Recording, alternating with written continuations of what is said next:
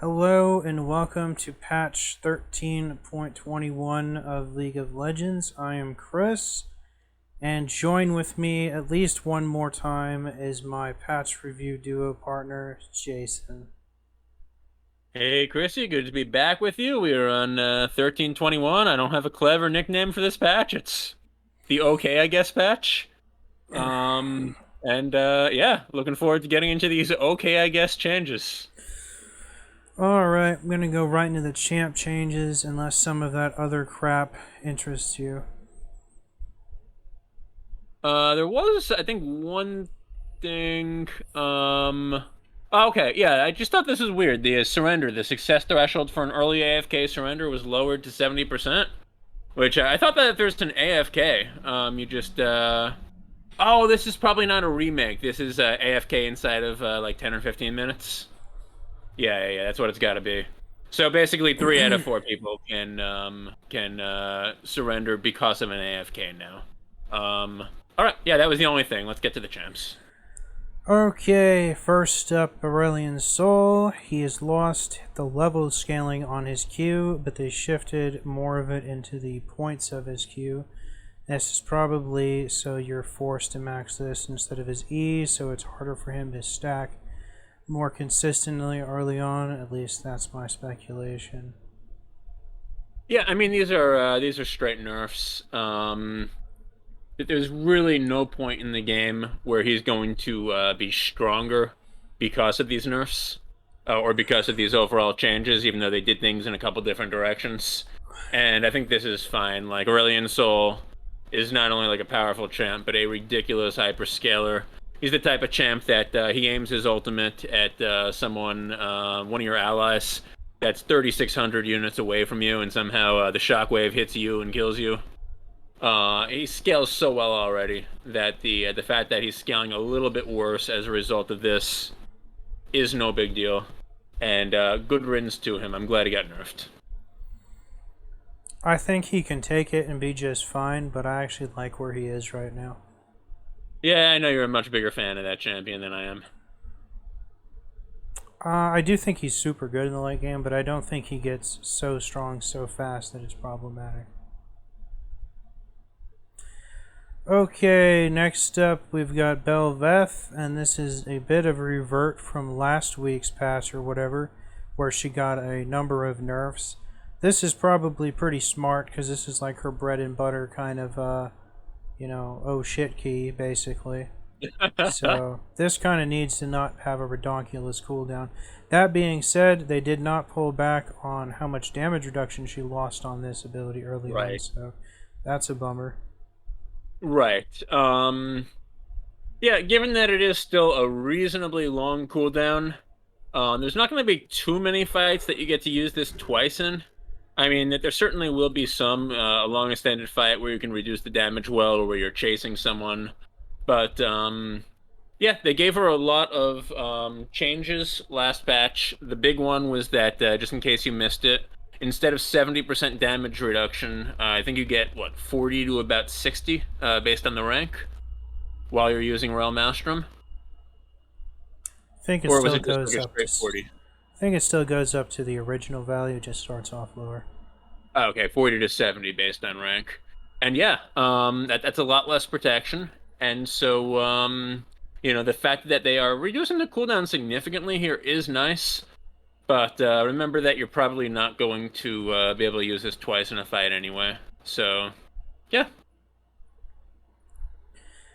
Alright, next up we've got Brand. And Brand is one of those champions, kind of like I was talking about Morgana the other week, where this champion could not be touched the remainder of like League of Legends lifetime, and I think he would still age well and be balanced for the rest of the game's Yeah, he's existence. an awfully simple champion, but I kind of agree with that.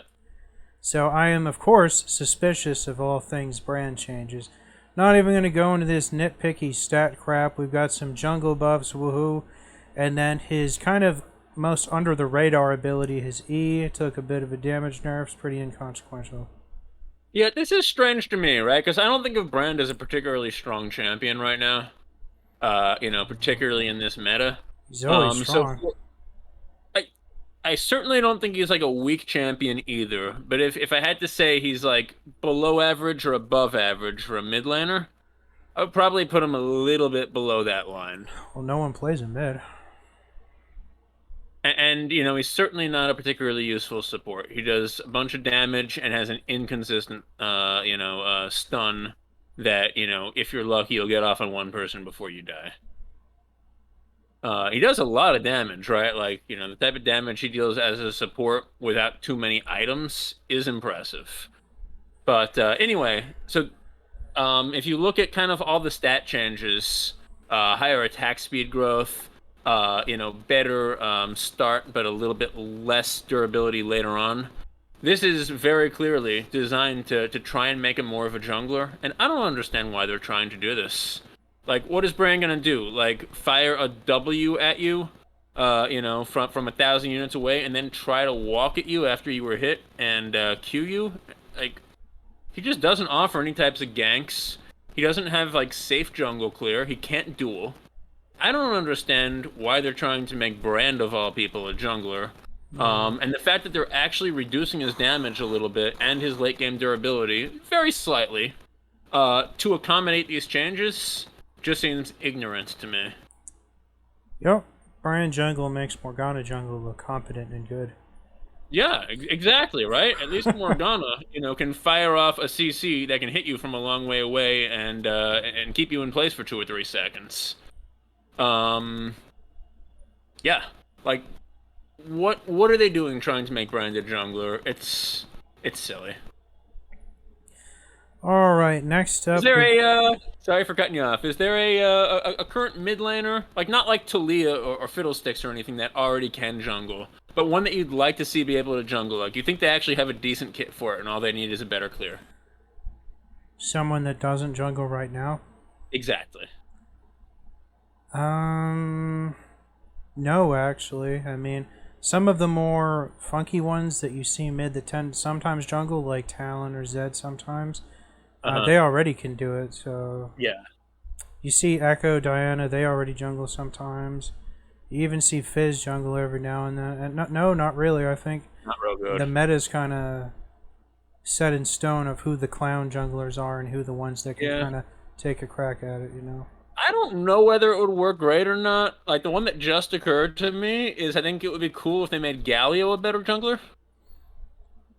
Yeah, I guess that could happen.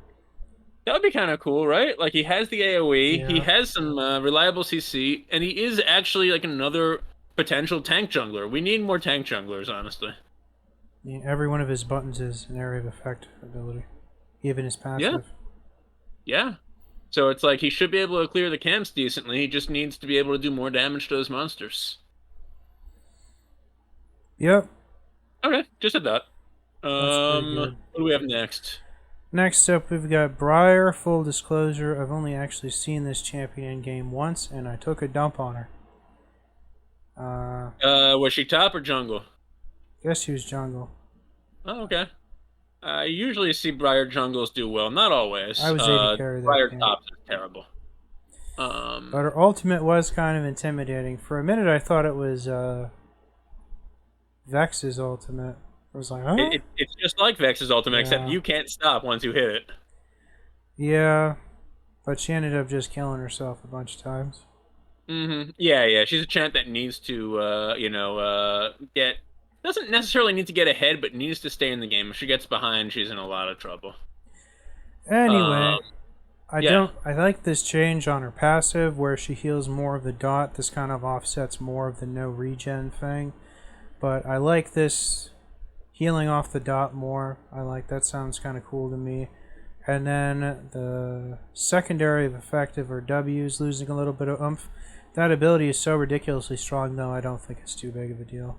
I agree with all that. I actually don't like that they gave her particularly the more healing for like jungling, because I feel like there is no risk in her no regen and health costs because you just heal back so quickly, so reliably. But that's just that's kind of neither here nor there with the changes. I would say overall this is a slight nerf. And I actually forget. I remember we had some Briar changes last patch. Do you remember what was happening on this? I think they nerfed her, right? No, I think they were just bug fixes. They I were don't just bug think she fixes. got any changes. Yeah, Briar is like one of the most insanely good duelists in the game. Again, as long as she's not like way behind, because she is a stat checky type of champion. Yeah, I don't think she's a Even her good duelist. Yeah, I do think she is like a DPS check, yeah. She is a ridiculous duelist. I've played in probably 50 or 60 games with her since she came out. And by the time you hit like mid game, really, there are only a couple of champs in the game that can 1v1 her. Often she can 1v2 unless you have the Grievous wounds, and even then, Grievous wounds, it's 40%. She's still getting a lot of health back as you whack her. If it's like one carry and one support, she can often take them both on and kill the carry, and then the support's not getting away either. Like all assassins, right? She does tend to struggle in team fights. She does tend to struggle a little bit in the late game when people are trying to team fight. But as far as like 1v1s and 1v2s, I believe she's one of the best champions in the game for that. And yeah, I don't think this will stop any of that. A little bit less attack speed growth is significant since a lot of her damage is just coming from the super quick attacks during the W. But the fact that it's 2% per level instead of 2.3, that's about 6%, I think, at max level, less attack speed. It's significant, but it's not enough to stop her from doing what she does. Okie dokie. Next up, we got Caitlyn. Don't even really want to talk about this change to her passive. I feel like they've changed it like 5 times in the last few months. None of which seems like it was necessary. I don't even know what the point is. This one can at least, instead of like stupid formulas, this one could at least be summarized by it scales slightly better with critical strike. Okay. And I'll tell you what the point is after we talk about Ace in the Hole. And this is a pretty disappointing nerf, especially to the lethality Caitlyn's of the world. This is particularly a big nerf for that build, which is a totally legit build. And the AD ratio on her ultimate has been the same since her release, so this is kind of a bummer. Now, I do see here it does scale more with critical strike now than it used to, but I do feel like it's not going to be as much of an umph. You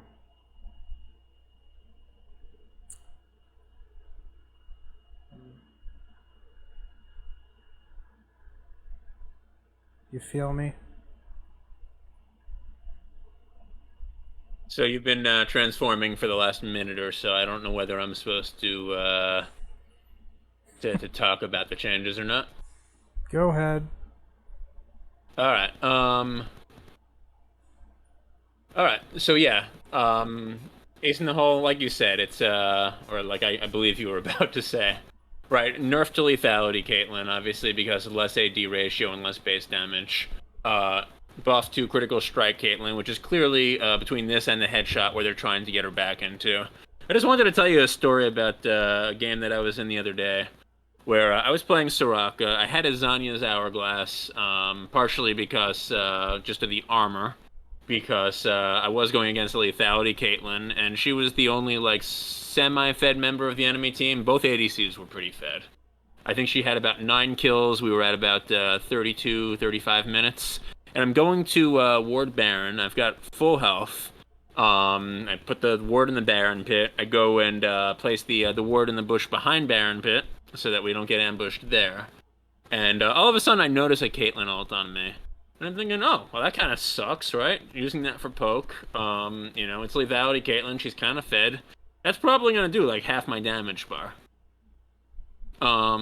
But what I really want to do is just take that damage and just keep getting out of there, because if I use Zhonya's, that'll give people a few seconds to follow up on the damage, and I'd rather just get out of there and reset.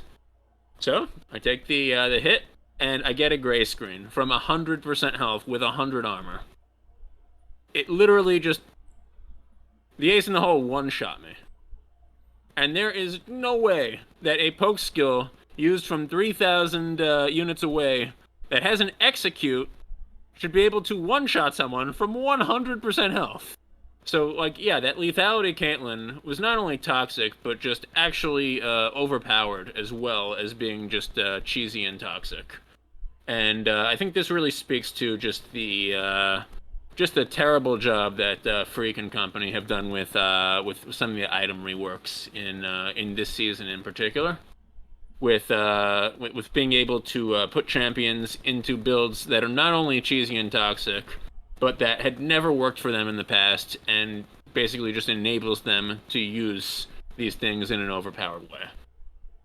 So, I am really glad to see them start pulling back on those things, on some of the champs that abuse it the most. But that's not the answer. The answer is fix the items, and it seems like they've refused to do that. I'm glad that lethality Caitlyn is being nerfed. I'm glad that they're giving it back to her in terms of critical strike Caitlyn, which is a healthier way to build her. I wish that you could just go like a full AD and attack speed Caitlyn without delving into lethality or crit, but they don't seem to want to put that type of option in the game. So next time I see a lethality Caitlyn acing the holy me at 100% health, I'll just push the Zhonya's button, I guess.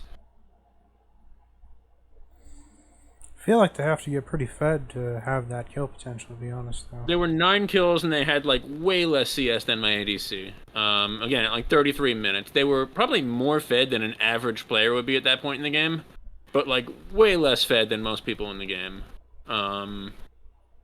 You really didn't have to be that fed. All you needed was like a couple of core lethality items.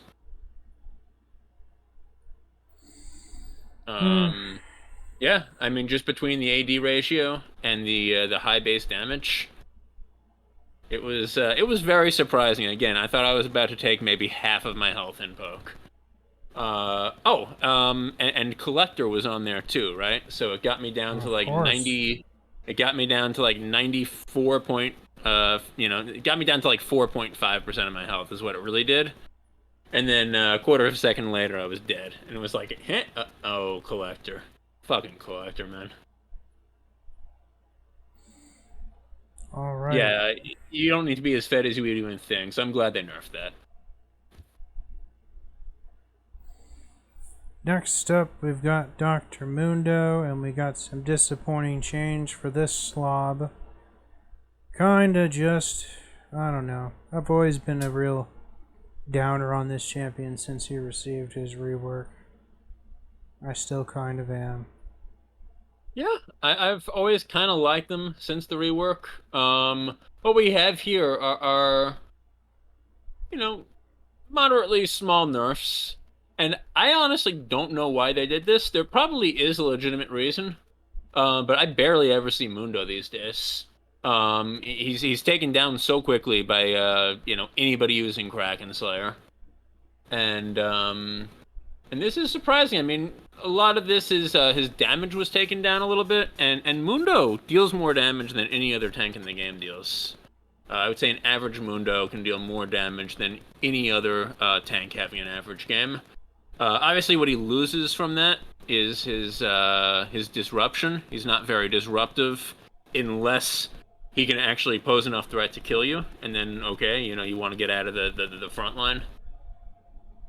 But he's not able to provide the same type of like CC or protection that someone like a Poppy or an Ornn could for their team. It's surprising to see the damage taken down, and obviously his auto attack with blunt force trauma, especially the first auto, plus Heartsteel, can deal quite a lot of damage. But I didn't feel like he was an overpowered champion even with that potential to deal lots of damage, because he doesn't provide that much disruption or CC for his team. And it sounds like you also feel like this is disappointing. I don't think he's been strong since the patch right before he was reworked, when his ultimate healed him for like 130% of his health. Okay, yeah, I mean, you say that so often. It's true. He was a split push menace back then, man.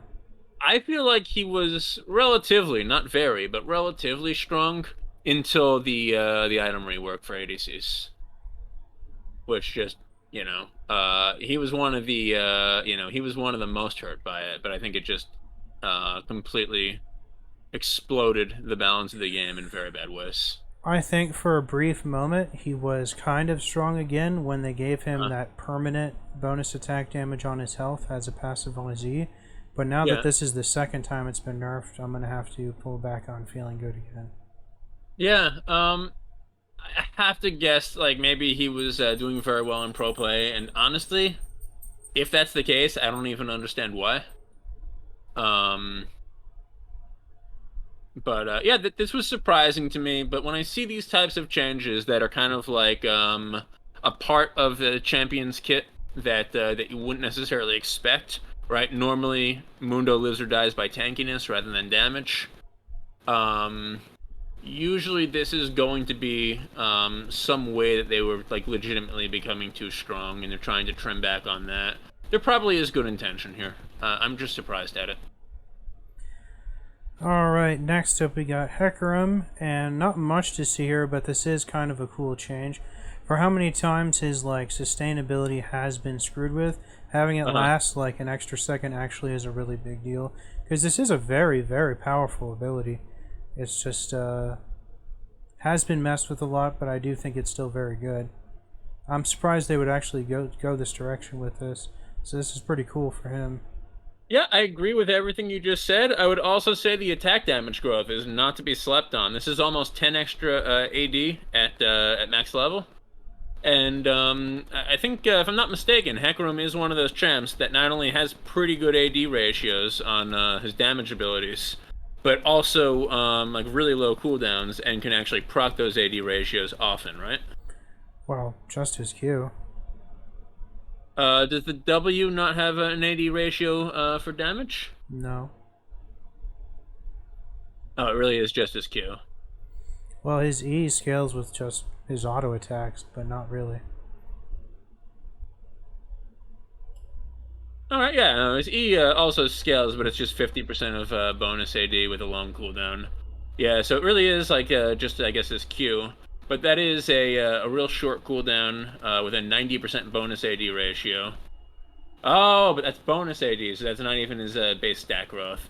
Okay, so maybe do sleep on that change then. Yeah, Spirit of Dread, nice buff.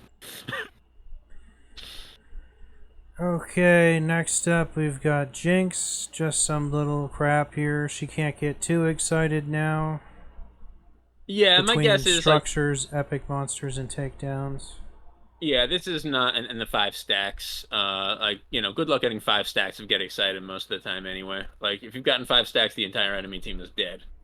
My guess is probably the small reason for these changes is getting extra attack speed as you're wiping out like turrets and structures inside the base at the end of the game. If the entire enemy team is dead, it just the more you get excited, the easier it is to wipe out their nexus before they even respawn, and they're probably trying to just pull back on that a little. No big deal. Good idea. Then next up we got Cassante. I'll be honest, I don't even really like talking about this champion. I actually think he's pretty boring. But he's been getting so many changes lately. He's kind of like this year's like Ornn, where Ornn started out with like so many little tiny quality of life abuse bugs and consistencies, and now Uh-huh. Uh-huh. Cassante is going through the same growing pains. Yeah. Yeah, I agree with you. Him and Zeri are probably my two least favorite champs to talk about when they make 1,000,003 different changes to them. Um, it's not even always clear what they're doing, and that's part of why it's frustrating to actually talk about all the little changes on each ability. Because 90% of the people that are playing League of Legends don't even know where all the things that he's doing is coming from. I'll tell you Um, this though, based on what I know about him, this change to his passive is definitely huge. Because his yeah, I passive agree is with kind that. of his bread and butter, like non-stop trade ability. Yeah, these are significant buffs. All of these changes, I believe, are buffs, as far as I was able to tell. And interestingly, with the exception of that one on his passive, I'm not sure about, but all of the other changes that they're listing here are basically reversals of things that they took away from him in the last patch when they gave him the mini rework. For example, like the auto resets are being added back to skills while he's using all out. Um, and um, and I believe there was a change. Maybe it was the cast. And there was another change that was also like definitely reversal of. Yeah, the healing based on the damage that he deals with the All Out when he first activates it is being given back now. Which like it was inexplicably removed last patch. It wasn't even a big deal. So I think they realized that some of the stuff that they did just was unnecessary. Um, I guess they also realized that like they put K'Sante in a bad place after the last patch. Maybe because people just didn't realize how to use the new tools. I do play with one person who's a K'Sante main, and he's very good with the champ. Often carries games. But after the changes, I mean, he was complaining about the changes. But after the changes, we played a few games, and he was doing very well. He was doing okay in the early game. Like his early game wasn't totally nerfed, but as it got into the later game, he was really a superstar. And so I feel like K'Sante does have a lot of potential to be good with this set of new changes. I just feel like based on the fact that they're buffing him in a lot of different ways here, it seems like the community at large has not really gotten to experience how good he can be yet. Mm. Well, this And that's probably passive like buff is 12 times as huge much as. Yeah, because that's the percentage of his passive damage is converted to true damage. yeah, and I assume that this 45, 60, 75, this is okay, this is at levels 6, 11, and 16 is what the League Wiki is saying. So 75% instead of 35 is pretty freaking big. I agree with you. Okay, let's get out of here. Next up Uh, is yeah. LeBlanc. Some pretty exciting changes for her, just icing on the cake. She's been buffed several times over the last several months, so it's just making her that much more appealing for her kind of just jump one person playstyle. Since she's not really good in team fights, her AoE is kind of pathetic, her wave clear is kind of garbage. Yes, I know all about the static shiv. What do you think? Do you think this is Yeah, too good I for ended people actually playing her legit? I ended up looking up, like the highest win rate builds, after we had that argument a couple patches ago, and they almost all of them had static shiv. In fact, the ones that didn't, the ones that built from Ludens, were all under 50%.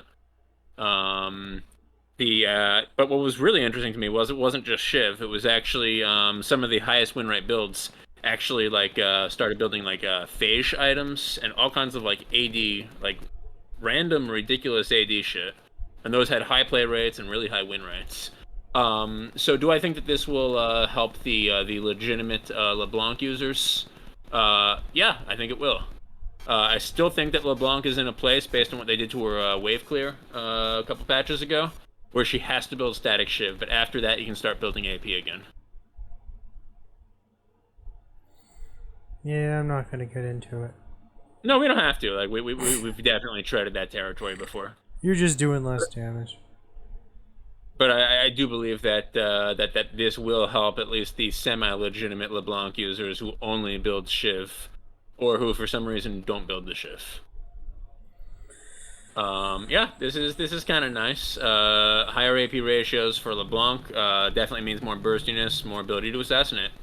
Nothing bad about it. All right, let's talk about Master Yi. Can we talk about like No. we'll just talk about it once on all the different champions that have this change, which is not even documented. I went to look in the client, and it's not even documented there as far as I can tell. Shame on you.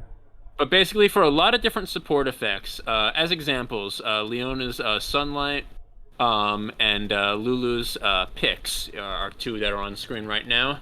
Whenever you when those are things that can basically apply extra damage to enemy champions when your ally auto attacks that champion. So the change that was made was that any types of own damage effects. So I think that's things like, for example, if you're building Scorch, that will now proc on an enemy when your Pix bolts, for example, fire at an enemy from an ally's auto attack. Your Scorch will apply, but it will still grant kill credit to your ally who auto attacked. And these are nice changes. I don't think this nerfs the Doom build because even though your allies' damage effects won't explicitly proc on Pix or Sunlight or anything like that, they are attacking, so they should be able to get their own damage effects in that way. So I think this is kind of like a slight buff to all of the champions. I think Nami might be another one who can basically. Yep, Nami is another one who can basically give an ally extra auto attack damage. Slight buff to all of those champs. The one place where they really needed to do this though and didn't is Echoes of Helia. Echoes of Helia is like that one item that actually can deal like 400 damage to an enemy based on you doing something with your ally. And when I saw all these changes, I was like, oh good, they're finally going to fix Helia. Nope. You can just randomly accidentally proc Guardian on an ally. That will shield your ally, deal 400 damage to a nearby enemy champ, and steal their kill. So good going with that, Rito. But I do like the changes that they did make. Do you have any opinion on them? Nope, I do not. Okay, let's move on then. Tell us all about this Master Yi change. Really? Tell me more about how you feel. I want to know your thoughts going into My this. thoughts is this is so Wuju style is the extra damage that all of his auto attacks deal when you proc your E. And, it's on his Q too. Yes, it's on his Q too. But the point that I want to make is that basically this is either 5 seconds or you can basically keep it on infinitely because if you get takedowns during your ult, because that reduces the cooldown by 70%. So if you're getting takedowns, this will be infinite during the fight anyway. And therefore, the fact that this has a lower cooldown, 14 seconds instead of 18, when you already have 5 seconds on it, doesn't seem like it means anything to me, except it makes your early jungle clear a little bit better. That's how I'm seeing this change. Are you seeing something different? No, I just suspect it had something to do with refreshing it more consistently. Yeah, but the thing is, like, early jungle clear, it's nice to be able to refresh it and get this on, like, every 2 out of 3 camps, maybe? That's nice, But, too. yeah. But, like, as far as, like, combat, you're either in combat... As Master Yi, you're not usually in combat for more than 5 seconds without dying or taking somebody down. So, I feel like this is nothing for his actual, like, combat potential in team fights or dueling. The only change this makes is it makes his early jungle clear a little bit more efficient.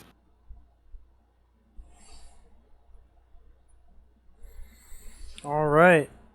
Next up, we got Milo with a similar change to the other supports. Yeah. And now we've got Morgana. With some yeah, this was jungle surprising to me. How about you? No. Nothing surprises me anymore. And that's the only reason why it wasn't surprising? That's right. Okay. I mean, she's had this bonus monster damage for a long time now, so...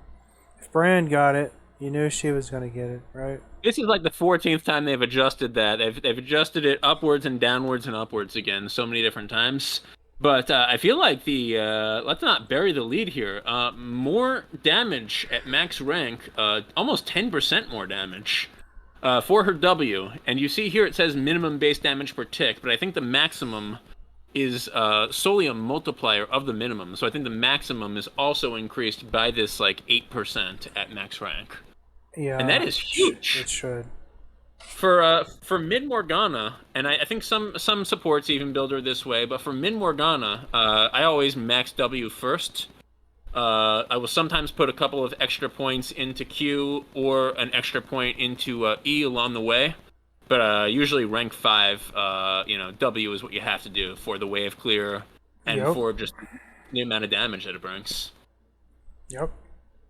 And so, like, even if this is probably intended as a jungle buff, um, all Morganas, and especially laning more solo lane Morgana, just got so much better from this. Um, this is probably 4 to 5% extra damage from her entire combo. Just based on this little bit of extra damage at max rank on her W. This is huge, and they just gave her pretty big buffs last patch as well. That's why I was so surprised that they just went harder. Yeah, she never seemed like a bad champion. Yeah. Yeah, my feeling on this is probably play a lot of mid lane Morgana. She looks really good right now. Alright, next up we're going to talk about Rammus. Very unfortunate. He got a nerf to this a couple months back, and the same kind of stuff here where the bonus amount got reduced and then the scaling got reduced. This was like 100%, I think, at one point, or even 120%. But apparently the only thing that makes him cool is too cool. Yeah. This is so I'm gonna put on my tinfoil hat for a second. Right? It's on. How do I look, Chrissy? Let's hear what you have to say first, then I'll let you know. My tinfoil hat theory on this is that Freak was getting pissed that there was one counter out there to a few of his like bitch ass ADCs that he wanted to make like unbeatable when he uses the Doom build on. And so every time they were like plinking Rammus, he would take some damage, or Freak would take some damage, not Rammus. And eventually they would die, and he was really pissed that there was one counter in the game. So he said, "Let me get rid of that." And he took away like the one way that that Rammus can basically survive while disabling the enemy Doom build ADCs. Does he even have anything to do with the balance team? Oh yes, he did the that whole item rework with the ADCs. Yeah, he is on the balance team. He's one of the I don't think he's the lead, but he's one of the leads that does like some big changes on it. All right. All right, now how do I look? Could have been a bit more paranoia, I'm thinking. Okay, next up we've got some big changes to Seraphine. Now these I don't mind talking about because I like her infinitely more than Cassante. I thought you were about to say more than Sona. I was putting up my dukes. I like her a lot more than Sona too, and Sona used to be one of my favorite champs a long time ago. Okay, I'll put up one duke then. But yeah, let's talk about them because these are interesting. Well, it's basically a nerf across the board in most regards, especially so her W doesn't, the heal doesn't scale anymore. There's some flat damage increases, but I don't think it combats some of the bonkers damage she used to get from her Q, which is kind of disappointing because her Q hits twice, so that's not really shown here. But that's a big thing to factor in because that thing does a lot of damage. Mm-hmm. Yeah, pretty disappointing, I have to say, across the board. She didn't even get a buff to her passive, her little silly passive, to make up for it. Yeah, that's something that they do sometimes. There's a lot of interesting kind of offsetting changes that they decided to make, and I'm not quite sure why, right? So base mana reduced, but then more per level. Base mana regen increased, but then less per level. When you see things like that, sometimes they're just dicking around, or sometimes they want to balance poke patterns in the early laning phase versus the rest of the game. Overall, I might agree this is a nerf, but what's interesting about it is that they significantly increased the rank-based scaling on her Q and her E damage. And what that means is that as 0 AP Seraphine, you're actually doing a lot better than you were before. Seraphine is a champ that usually builds a moderate amount of AP, sometimes builds a lot of it, especially if she's mid lane. But can also be a useful champ because of her CC and shielding. Can also be a useful champ with a 0 AP utility build. with just lots of general utility support items. So, what I take away from this, because they did give her some significant nerfs to the AP scaling, like you said, on the Q and the E, is is that they were trying to discourage mid lane Seraphine, is I think what they were trying to do here. I have seen a few mid lane Seraphines, and it has worked in games better than I thought it would recently. I'm guessing there's some type of, maybe with, again, like the Doom build, some type of strategy where you basically have two supports and you hyperscale either ADCs or possibly like some of the cheesier fighters top lane that deal a lot of damage and can self heal a lot. That would be my guess as to why they did it, and in doing so, I'm a little bit surprised that they basically nerfed her W, which is kind of like a support only type of utility thing. But maybe the idea is if you have the Seraphine mid laner, that's like a little bit too much utility on top of already having a support. So they're saying, okay, we'll make up for it by giving her more damage, but that damage can't come from the AP that a mid laner Seraphine would usually build. If I had to like thread the needle for an explanation, that's where I would get. And overall, I don't think this is as much of a nerf as you do. It restricts her style into saying you can't build a ton of AP. You probably don't want to go mid with her as often unless your composition really supports that. And if you're going support with her, better to lean towards these utility items if you're comfortable with them. Well, I don't know about it being targeted to her mid lane because she really hasn't even been played consistently mid since she came out, when there was a thought that there was a chance that she could be like flexed mid. Now, as per the AP ratio stuff, Uh-huh. I do think this is like really bummer, especially if you're having a great game on Seraphine. She is so incredibly potent with like not a lot of AP, and if she really gets fed, whew, her abilities are stank nasty with a lot of AP. Her They like do hurt like a dick. yeah, her E ultimate combo is like as good as any CC in the whole game if she gets the ultimate into the double E. It's absolutely stank nasty, and her Q is just ridiculously. So it is kind of a bummer. The fantasy is kind of greatly diminished with this massive Q nerf. You know. I agree with that. I always like when supports have some kind of cool way to scale with AP.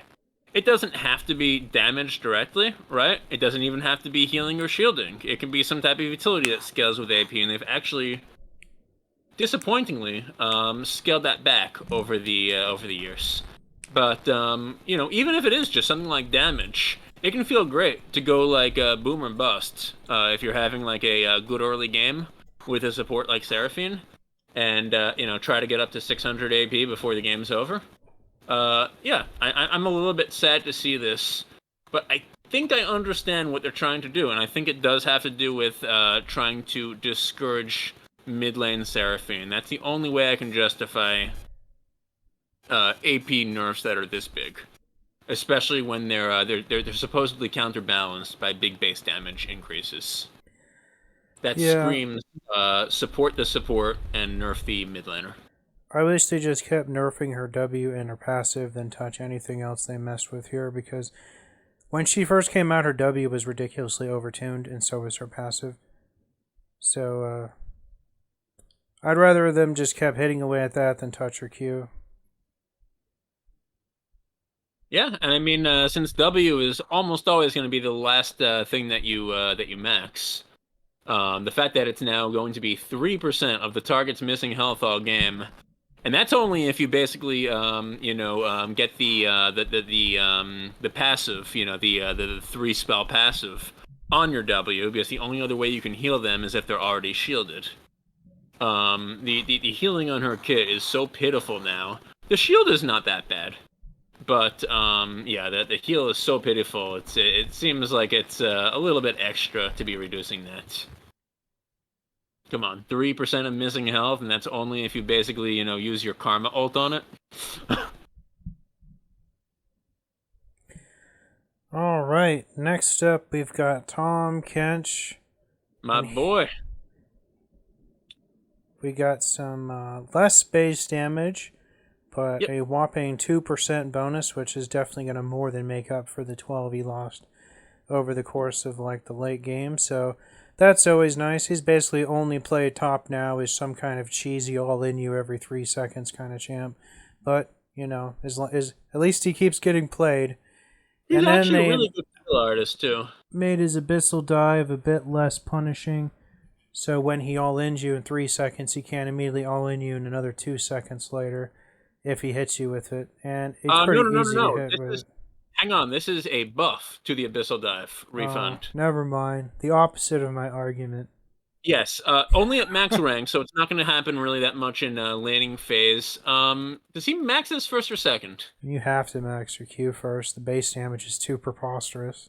Right, right. So he maxes this second. So you're talking level like I believe that would be level 13 by the time that this is maxed and you get the 50% cooldown refund. But it's really good for chases and team fights. Like the W is really good. And my friend Leo, who's a spectacular Tom Kench, also uses his W to go in sometimes on escapes. He'll basically use it for the knockup and then continue his escape. With the refund, he'll then find a way to get over to the to get over to a wall and dive under or over it, however you want to think about it, to complete his escape. I guess the upshot is that this will be easier to do now. I personally think that Tahm Kench is one of the coolest tanks in the game. I love his spot in the game. I'm happy to see him get these slight buffs. And I really think this is one of the better jobs that they've done with champions in the last several years, especially post-rework. He's been my favorite champion for a very long time, but I am of the opinion that I liked him before his rework. Because he could still be imposing top lane before his rework, and he could still be played as like a competent, consistent support before then. Now it's just kind of like you could still play him support, but he's kind of taken on a different identity. He is a little bit of a cheese lord in lane, right? That's the part of the identity that maybe I don't like as much. But I'm okay with it for the really cool things he can do in team fights with Peel and Engage later on. The reason why I think that the rework is better than the old Tahm Kench is twofold. First of all, because the way he was saving allies every 20 seconds was like ridiculously problematic. And second of all, because his ult felt so overwhelming, and most of the time your teammates would forget to even jump into you. Yeah, but if he saved you, he would lose like 99% of his movement speed. Well, that was after a while. At first, he actually got extra movement speed. Yeah, that was like a long time ago. For most of his lifetime, he lost movement speed when he did that. But even then, I think he was able to flash away when he saved you. He was able to basically just like keep you safe from like a lot of like stunts. So even though you couldn't do anything, they couldn't hit you, and you weren't going to be able to do anything anyway. Like he eat an ADC or a carry mage who got stunned, and it doesn't matter that he couldn't get you away. All he needs to do is just give you the second to get out of your stun, and the fact that he could do that like every 20 seconds was just anybody who went against that hated it. So it was a longer cooldown than that because you still had to max your Q. Secondly, that range was essentially melee range. And third, with things like Black Shield in the game that have a much longer range, I don't think it was unprecedented how strong it was. Black Shield is predictive, though. This could be used as a remedy. It's a difference between like a heal and a shield. This could be used even once your ally got caught. Black Shield, you have to like put it on before they're gonna take CC. Which means that you usually have to just predict what an opponent is going to do, and that's why it's a little bit better if you correctly predict it. Everything about Morgana is all about prediction, except the W. I don't think he was problematic. Well, I'll admit his ultimate was a bit trippy. Feels like you had to push it like 4 times to like get the hell going fast. Yeah. It was silly, but I don't know. I didn't think it was that silly. He was 100% pick ban in pro play for a while. I think that was before they slowed him down, but he was even very high after they took away all his movement speed when he saved. Not only was he like overpowered for pro play, but he made the game so boring there were like half as many kills once Tahm Kench existed. But it wasn't just pro play. I remember a ton of teammates and enemies, just like voicing their thoughts, we'll say, really profanities in all chat every time Tahm Kench would make a save. It frustrated a lot of people. I hear what you're saying. I'm a little bit more with you than a lot of other people were. But I just think that they did a fantastic job with the Tahm Kench rework. I think like one of my favorites of all time, like right below that top tier of like Poppy, Warwick. Yeah. I think today, I think the cooldown on his ultimate is too high for essentially retaining the same functionality. Or he should be able to do something to reduce it, or something like that. I'm fine with it. Most of the time, it's up for a team fight. Yeah, but it didn't really get much stronger than it was when it was one of his basic abilities. Right, but they gave so much power to the other places in his kit. It wasn't like this isn't like an apples to apples comparison. And in fact, I'm gonna do something kind of like that when we talk about our champion judgment in a few days. Actually moved one of the abilities to the ultimate without buffing it much because it was taking up so much of the power in her kit. Well, gee, I wonder if it was that burnout revival thing. It was. All right, before I spoil my whole kit, let's move on to Varus. Alright, don't have much to say about this. The on-hit damage on his W has been screwed with to like infinity and beyond.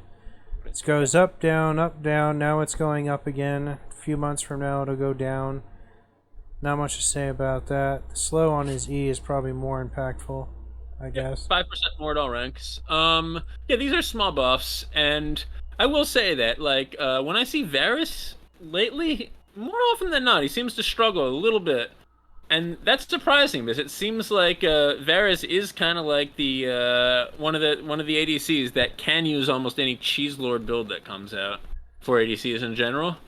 I feel like he should be in a very good place right now, based on the Doom builds, based on the ability to go lethality with his poke, and I have to admit I don't understand why he actually ends up feeling weak in most of the games where I see him. I think you're just wrong. You think I'm wrong that what? That he's weak, or that he used Doom builds well? I don't think there's any reason why he should be suffering more than any other type of AD carry that he's similar to. Not with how like consistent Right. his kit is. So you agree with me that like with the way the meta is, he should be strong right now, but you don't agree that like he feels weak. I think he is above average right now. I think he's been above average basically his entire life cycle. Why do you think they're buffing him? I don't know. They always screw with the numbers on his W. Special? They always screw with the numbers on his W. Yeah. So, I don't know. Yeah, I don't know. Like again, it feels like he should be doing a lot. Like I agree with you with everything logical that I can think of. He should be in a good, strong place right now. And then most of the time when I get into a game with him, even though he can do damage, it seems like he's like always losing, getting popped. Just not able to like keep up with like a Caitlyn, for instance. But yeah, like that could just be that could just be essentially a series of unlucky or lucky if he's on the opposite team experiences that don't actually add up to what he is right now. But then I'm asking like, why is he getting buffed? So it must be because some type of stat was showing him at being at a lower win rate than most ADCs, or just because it's freak foolitude. Yeah, he's a cool champ though. He's always been like an ADC that I've probably enjoyed having in a game more than an average ADC. Alright, next up we've got Zyra. Mm-hmm. And, Good old contradictory nerfs as always. Yeah, so we have slight base damage reduction, slight AP ratio increases, and I actually noticed that all of these changes will basically even out at 400 AP. Cool.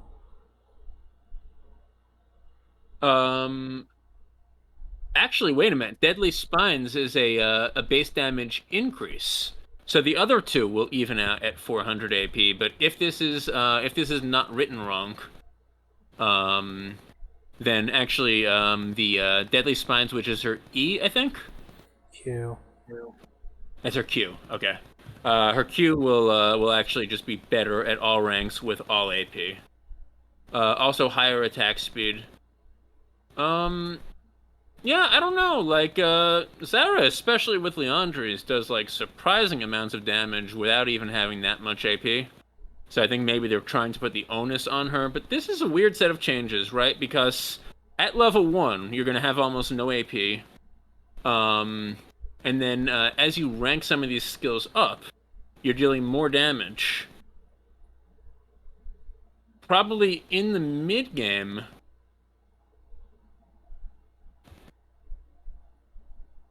Sorry, as you rank the skills up, you're dealing less damage. So that's going to make her a little bit worse in the mid-game, and then if you can get to over 400 AP in the late game, it's a buff again. This seems unnecessary. This really seems like the rearranging of deck chairs on the Titanic. The only thing I can guess is maybe they're trying to make her a little bit more viable in the jungle. What do you think? Jungle Zyra? Yeah. That's just I've retarded. I agree, but I've seen it. That's just so stupid because she needs the setup of sitting there for like 30 seconds for her passive to spawn the speeds. That's just dumb.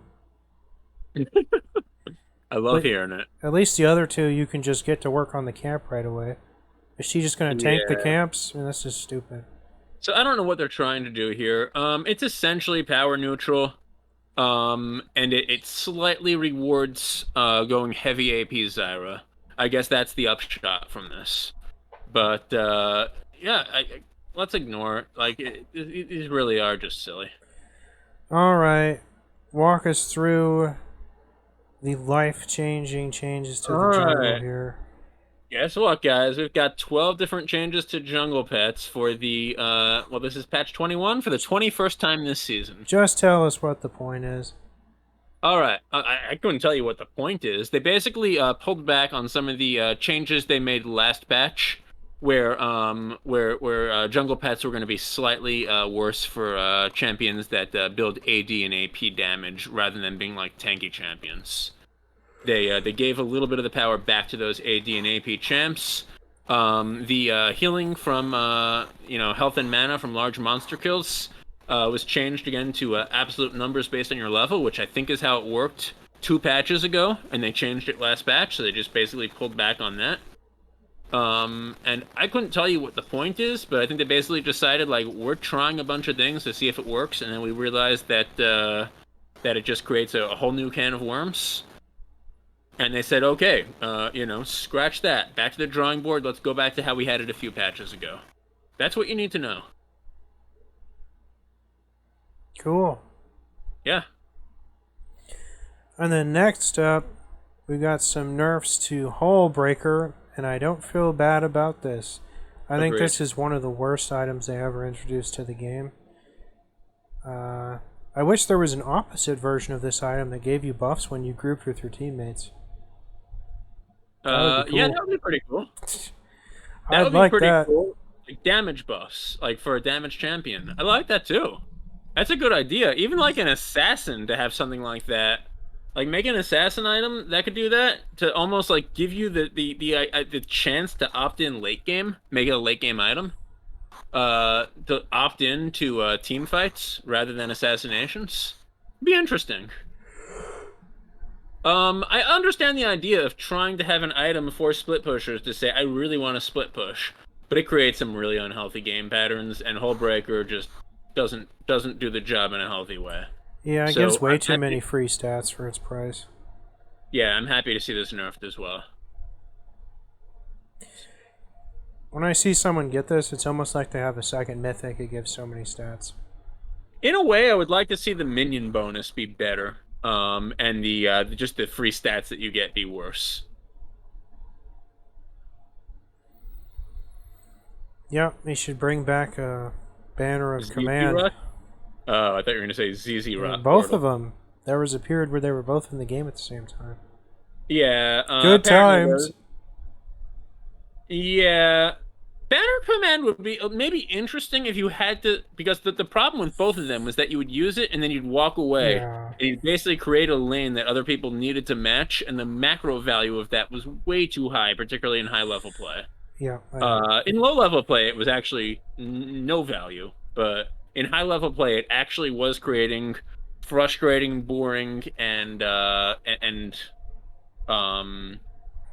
frustrating, boring games where its value was too high. But Banner of Command could be interesting if you actually had to stay by the minion to give it like the big buffs. Like you had to be there too, except you were giving a big bonus to the minion to knock down towers and things like that. I can see that being kind of nifty. All right. Okay, so we agree, like middle finger to Hullbreaker. Yeah, I don't like the item. It gives just way too many stats for a legendary item. Yeah, totally agree. Next up, we've got some runes. First Strike is going to join the rest of the damage runes in being hot garbage, and not to be surpassed by the damage runes. The one good utility rune left in the game is now getting nerfed as well. I've personally never even liked Phase Rush. Phase Rush is awesome. It does seem like a lot of really good players use Phase Rush really well.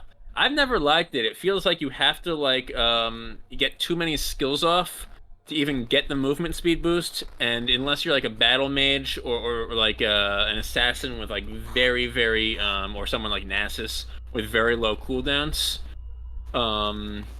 it just seems like there's not a lot of great ways to make use of that movement speed afterwards. Maybe it'll help you escape. So you're saying it's only good on the people it's good on? Well, yeah, I think there's like so many champs that that it's not good on, and even on the champs that it is good on, it feels like it doesn't last long enough to really do everything that I would want it to do. I understand that like it's used very well, and I'm not saying it's an underpowered rune. I'm saying I've never really found it to be that useful, personally. I don't really think you play anything that would make good use of it. Yeah, I mean a couple of my top laners, but yeah, not many of them, and yeah, none of my mages or supports really have a use for this either. All right, yeah. I think that does it. I'm not talking about Nexus Blitz or this other 2 million things in here. Can I just give like one idea for something that they could do instead of having to like devote like half their balance team to Nexus Blitz and ARAM balancing? I don't know why they don't just give them their own wiki page. It's a different game mode. Well, a different wiki page, I agree, would be cool. But as far as the actual balance, I think it would be cool if they just basically, had automated balance based on win rate for every champ in those extra game modes. Instead of trying to come up with these ridiculous, like, we're going to change their tenacity from minus 20% to minus 25%. They could just basically, change the amount of gold they got, or, incoming and outgoing damage. And just every patch, based on their win rate from the last patch, the automated system would just give them a little bit of a buff or a little bit of a nerf on those things. And obviously, some champs are going to be helped more or less by those things. But if they're helped less by it, their win rate will continue to be low, and they'll get another buff on the next patch. What you're talking about is chaos. Think of the jobs that would be lost. Oh, yes, gotta have the people digging the bridges to nowhere, right? Yeah, and you're going to make like half the balance team relevant or something. Yeah, we wouldn't have to like worry about getting too cute with all these different like targeted changes to champions. You would be able to actually get a champion on ARAM and know what they do and see with like a very quick number. Okay, I'll do this much damage less than normal when I'm playing them in Rift. And again, they wouldn't have to spend half of their balance team's efforts and say, "Oh, but when we add a new mode and we leave it in the game instead of making it a rotating game mode, we have to worry about balance every couple patches, and that's so much work. And therefore, we can't leave, arena in the game."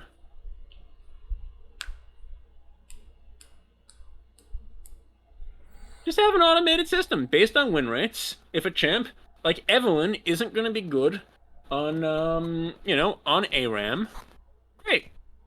She'll have a low win rate. She'll keep getting buffed until she's got a 50% win rate. Automatically. No mess, no fuss. All right. That does it for 13.21, folks. Got a I've been birthday cut off, I coming guess. up, but in another 5 or 6 days, we'll be doing our 5th Champion Judgment episode. All right. Good hanging out with you, Chrissy. I will see you in a few days for the Champion Judgment.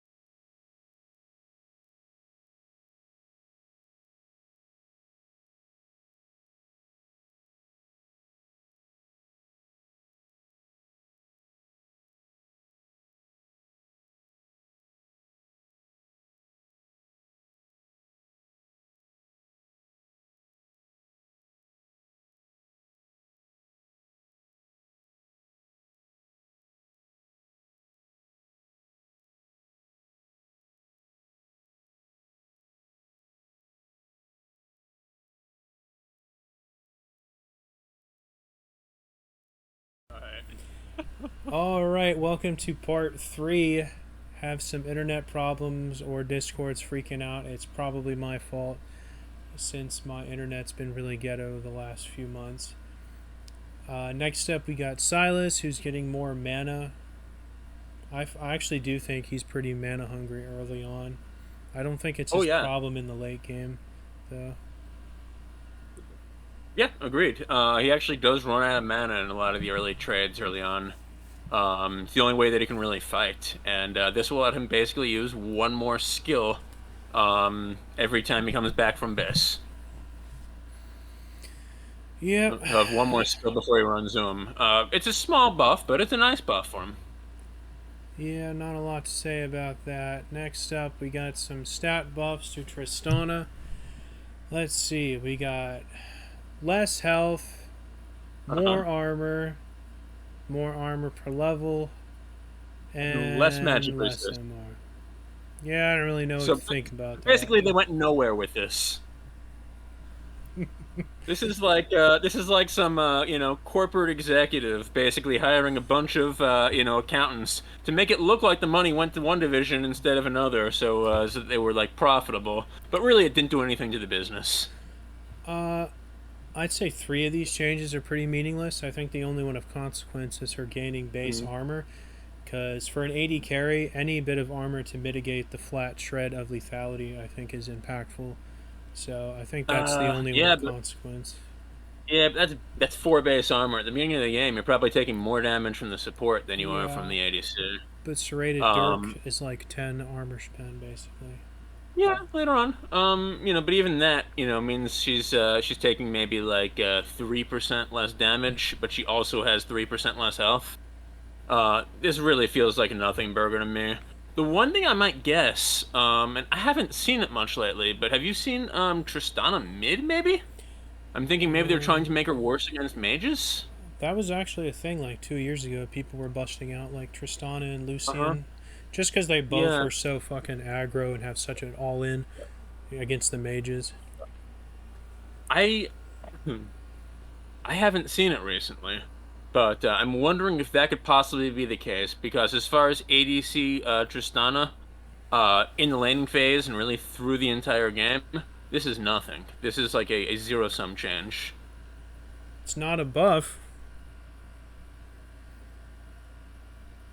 Yeah, I really think this is a zero-sum change. The only thing I can guess is they're trying to make her worse against mages mid, and even then, I haven't seen her mid more than once or twice in the last year.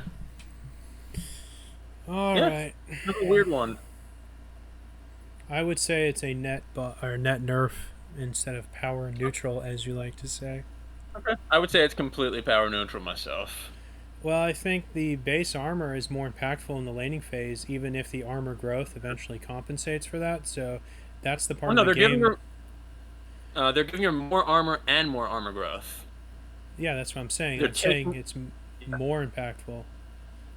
You know? Yeah, I'm just saying there's no like compensation. The compensation is they're getting rid of the MR and they're getting rid of health. I hear you. Okay. So you think it's a buff? I think it's a nothing burger. Okie dokie. Next up, we got Wukong, and they decided to make his Q cost no mana. That's okay, because it's always up anyway. Uh-huh. And then there's like a bug on my screen. I assume this is a change to his W clone thing. The text on my screen is kind of messed up with this ability for some reason. Warrior Trister? Yeah.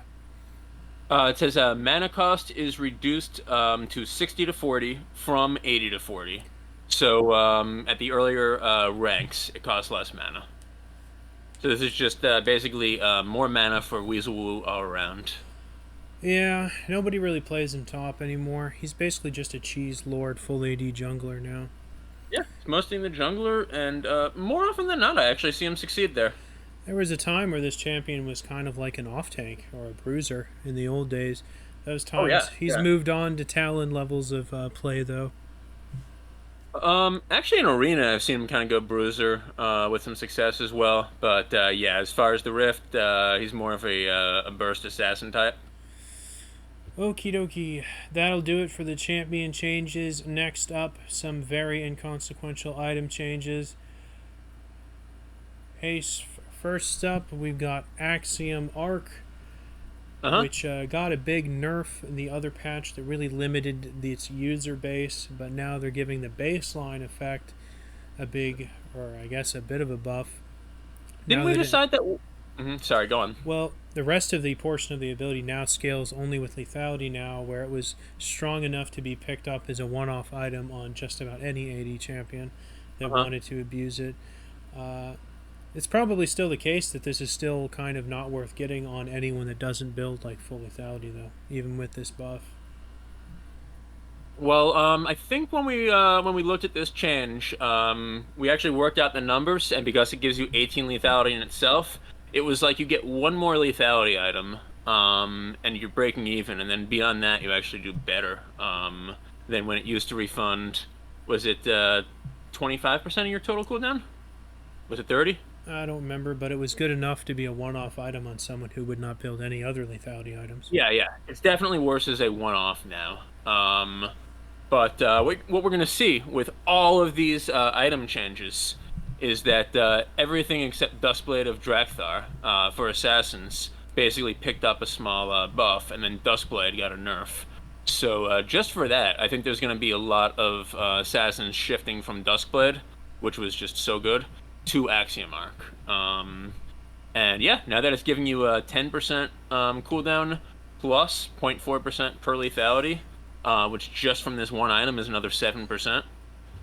This really isn't bad. Well, I'd like to say one thing. You said switch, where Axiom Arc is not a mythic like Duskblade is. So there's no like this or Now, that speaking of decision. Duskblade, Well, you made it sound like both of them are mythics and you have to choose one or the other. One's a legendary and one's a mythic, so. Know what I mean? Oh, for God's sakes. Alright, here we are with part 4 of 16 or 13.16, and last thing I said is you were saying how they would have to switch from Dustblade to Axiom Arc, and before it cut out I explained that only Dustblade is a mythic and Axiom Arc is a legendary, so you don't have to switch. You can still get them that's both. right. That's right. Axiom Arc's not not a mythic. I keep thinking it is. It was Prowler's Claw that got downgraded. Yes, yes. I don't know why I was thinking that. Sorry, but yeah. So I think Axiom Arc is still looking pretty good in a lot of builds now, especially now that it's 10% lethality, plus 7% just for its baseline value with the lethality it gives you. And I said 10% lethality. I meant the cooldown reduction. Plus bonus for all the other lethality that you stack up. Like, if your champ likes being able to ultimate twice during a fight, this is pretty good. Yeah, I think it's a cool item. I just feel like it's a little too niche. I wish there was like a version other types of champions could take. And by the way, for everybody listening to us continually cut out and having to do this video in 4 parts, you should have listened to me at the beginning. I told you to skip this one. But thank you for listening all the way through anyway. Alright, next up we'll talk about Dustblade now, where the like fade and targetability thing now has a 30-second cooldown instead of 10. Yeah. That's probably a good thing, but then the bonus damage went down a tiny bit. At one point it was like 25%, then got nerfed to 20, now it's getting hit again. Overall though, for like the jump in there and kill someone people, the fact that it just triggers at least once is the important thing. Yeah, I think this is actually a fairly big nerf to the Duskblade, and I'll tell you why. While generally in a like a really intense, bursty team fight, you're only going to be able to proc this once anyway, whether it's 30 seconds or 10 seconds. What a lot of the really good assassins do is they can proc it once in a team fight, get out of that team fight, and then as it breaks up and people are trying to back and buy their items, or as they're trying to move on to an objective, they find another target, they pick them off there, and then any of their teammates that were near them, if you've got the Dustblade proccing a second time, you can get away from them. And that was actually a nice thing that a lot of the really good assassins did. and I found them doing that in a lot of my games. And honestly, I thought it was pretty cool. Like I totally agree that Duskblade was an overpowered item and it needed a nerf of some sort. But they nerfed the coolest part of the item. I would have really liked them to just take away some of the, just a little bit of the stats instead, and let the really good assassins do their cool assassin things. I think it was just fine. I only thought it was broken prior to like the AD item giant overhaul when it would constantly reset. That's when I thought it was too strong. I don't know. I don't know. I mean, that's basically as strong as Kha'Zix's ultimate. Almost every assassin is going this as their mythic, and even a lot of people who are supposed to be fighters, people like Wukong, are taking things like this. It really was just it was crowding out a lot of the other assassin items and even some of the other AD mythics that were not designed for ADCs, obviously. So I'm glad it got nerfed, but I really wish they would have nerfed the stats rather than the coolest part of Duskblade. That's all. Okie dokie. Next up, we got Prowler's Claw, and I actually like this change. It's such kind of a not a super impactful effect like it used to have, that crazy dash where you would dash through people. Those days are gone. Now this is basically just a I kind of think of it as like just an extra keystone almost, what this item does. That's what it feels like. Yeah, you just get bonus damage for dashing. Yeah, I feel like that's what, sudden impact, kind of the same thing. Yeah, I mean, it's resetting every few seconds and has obviously a very easy condition for a lot of champions to proc. Yeah, they're just improving it a little bit, and which is kind of what they did with all these other assassin items that are not called Duskblade. Yep. That's all I gotta say. And then lastly, we've got Serpent's Fang and Umbral Glaive, both gained some lethality. These are kind of the Joker utility lethality items that nobody buys anyway. The ones that you find on like Senna and Pike because they're just so poverty stricken. So now they get a little more bang for their buck, but none of the mainstream mid laners ever take these basically. Yeah, I agree with you in general. Serpent's Fang definitely has some niche uses in certain games. For if you're going against a set that's getting like 400% of his HP as a shield, if you're going against even like a Vex or something like that, can get a pretty big shield. If you can use the Serpent's Fang against a couple champions that are putting really big shields on themselves, it pays off for itself. But I agree. I don't really think it's good enough at what it does. They've buffed it a few times over the years, and I think if you find the right team to use it against, it's actually a quite good item as a fifth item or so. Yeah. Umbral Glaive, yeah, I don't see that very often. The Blackout assassin item used to be very popular, but once it was moved to Umbral Glaive, hasn't really been seen much. But, worth pointing out, this is more lethality, and if you're using that in combination with Axiom Arc, hey, pretty good. Yep. Well, that does it for 13.16 finally, and we better get the hell out of here. Before we have to do a part 5. Yeah, we're out. See ya. Alright. See you guys next time.